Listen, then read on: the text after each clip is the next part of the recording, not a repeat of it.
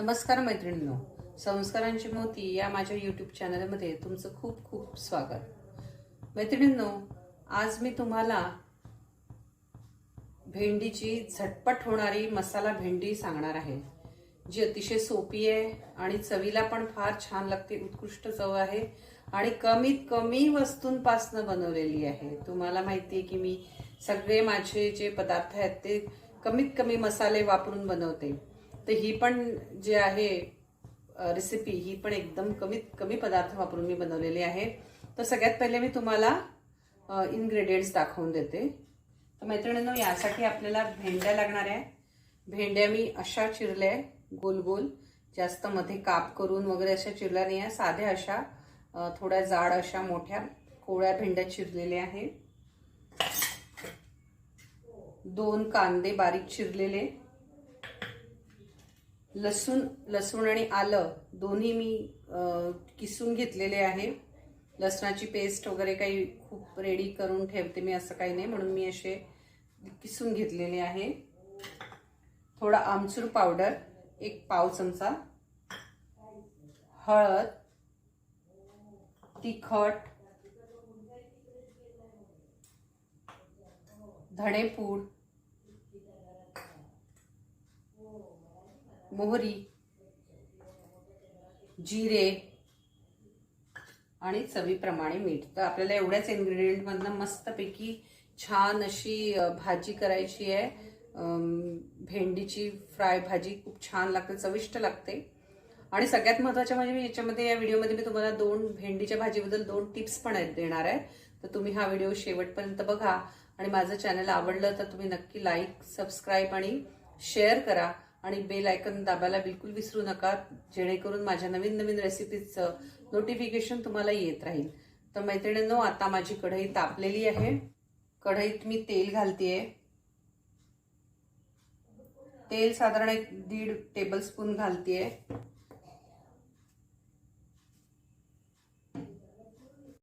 तर मैत्रिणींनो, तेल तापलेलं आहे। या तापलेल्या तेलात मी आता एक भेंडी टाकते, म्हणजे आपल्याला थोडीशी फ्राय करून घ्यायची आहे। फ्राय म्हणजे तळायची नाही आहे, आपल्याला फक्त त्याला थोडं सौते करून घ्यायची आहे 1-5 मिनिटं।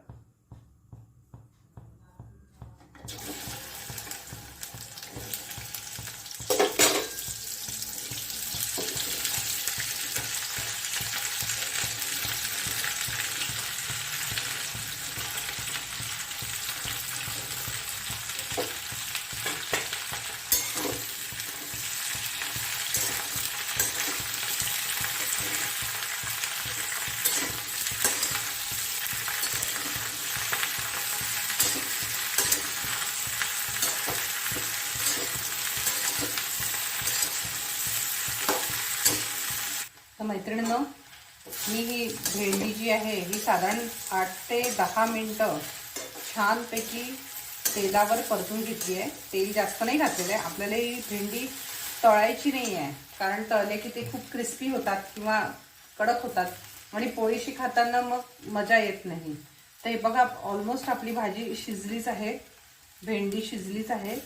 तर इथे आपण ही भेंडी या कढईतनं काढून घेऊ आणि पुढे आपण याची फोडणी करू। तर इथे साधारण 7 ते 8 मिनिटं, माझ्याकडे 3 पाव भेंडी असल्यामुळे मला 10 मिनिटं लागले। कमी भेंडी असेल तर लवकर होईल। तर असं आपल्याला याला छान परतवून घ्यायचं आहे। मैत्रिणींनो, आता मी भेंडी इथे काढून घेतलेली आहे। आता मी साधारण 1-1.5 चमचे टेबलस्पून तेल घातलंय कढईत।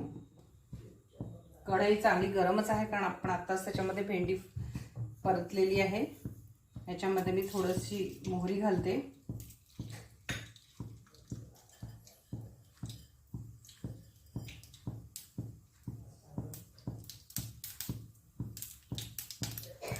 थोडंसं जिरं घालते,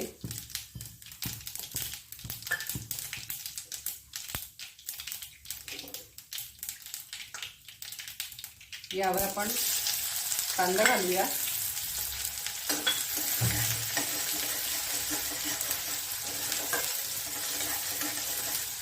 कांदा चांगला परतून घ्यायचा आहे आपल्याला। भेंडीच्या भाजीसाठी माझी पहिली टीप अशी आहे मैत्रिणींनो, की एक तर भेंडीची भाजी आणल्याबरोबर लगेच धुवून पुसून ती करायची नाही, कारण ती अगदी हमखास चिकट होतेच त्याची भाजी. तर भेंडीची भाजी ही कमीत कमी 1 दिवस तुम्ही आणून फ्रीजमध्ये ठेवा आणि दुसऱ्या दिवशी मग त्याची भाजी चिरून भाजी कराल तर ती तितकी चिकट होत नाही. तर ही माझी पहिली टीप आहे. तर मैत्रिणींनो, इथे आपला बघा कांदा छान परतला गेलेला आहे. आता यावर मी लसूण आणि आल्याची किस तो करून ठेवलेला लसूण आल्याचा तो घालते.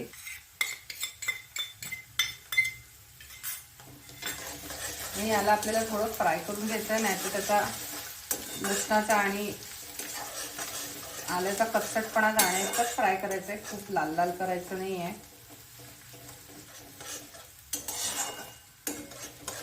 मी माझ्या जे व्हिडिओज मी टाकलेले आहेत ते नक्की तुम्ही बघा, त्याच्यामध्ये काही ना काही तुम्हाला टिप्स नक्कीच मिळतील.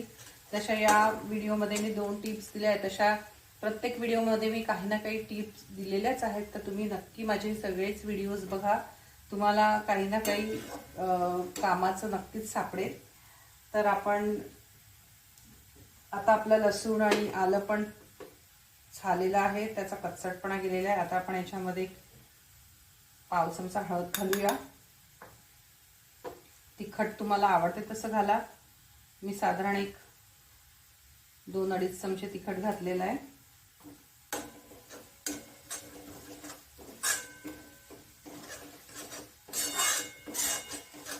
बस यावर आपल्याला आता आपली ही भेंडी घालायची आहे, जी आपण आधी फ्राय करून ठेवली आहे.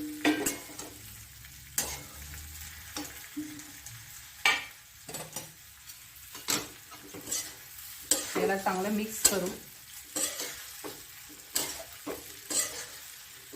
ही जास्त तेलकटही होत नाही आणि सगळ्यात महत्त्वाचं म्हणजे शिजवायलाही आता काहीच नाही, आपली भाजी झालीच आहे, कारण ऑलरेडी आपली भाजी शिजलेली आहे. आणि अशी पोळीशी खायला पण छान लागते, मऊ मऊ, कारण तळलेल्या भेंड्या कशा कडक होऊन जातात, क्रिस्पी होतात, मग त्या पोळीशी नीट खाता येत नाही.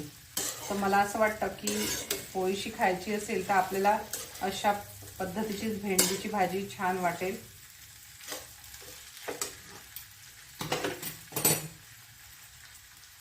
त्यानंतर आपण थोडी याच्यावर 1-1.5 चमचा धणेपूड घालूया, थोडं मीठ, कारण आता आपली भेंडी शिजलेलीच आहे त्यामुळे आपण मीठ घालू शकतो. आणि आता आपली भेंडी चिकट पडणार नाही. आणि हा जो मी साधारण 1 चमचा आमचूर पावडर घेतलेली आहे ती पण मी याच्यात घालते आणि याला आपण आता मिक्स करूया.